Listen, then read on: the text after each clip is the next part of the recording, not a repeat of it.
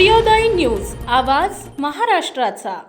पुणे आंतरराष्ट्रीय विमानतळावर हायड्रोपोनिक गांजाची तस्करी करणाऱ्या एकाला सीमाशुल्क विभागाने पकडले असून त्यांच्याकडून 2,29,00,000 गांजा जप्त केला। बँकॉकहून आलेल्या प्रवाशाने सामानात गांजा लपवला होता। 8 डिसेंबर रोजी बँकॉकहून आल्यानंतर हा प्रवासी घाईघाईत बाहेर पडण्याच्या प्रयत्नात होता। कस्टमच्या अधिकाऱ्यांनी त्यांचं वर्तन संशयास्पद वाटल्याने त्याला ताब्यात घेतले।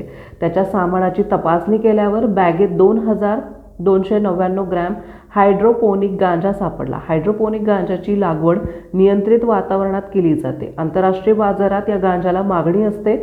जप्त गांजाची किंमत 2,29,00,000 रुपये आहे। प्रवाशाने बँकॉकहून गांजा आणल्याची माहिती कस्टमला चौकशीत दिली। हा गांजा कोणाकडून आणला याचा तपास सुरू आहे। त्याला न्यायालयीन कोठडी देण्याचे आदेश दिले आहेत।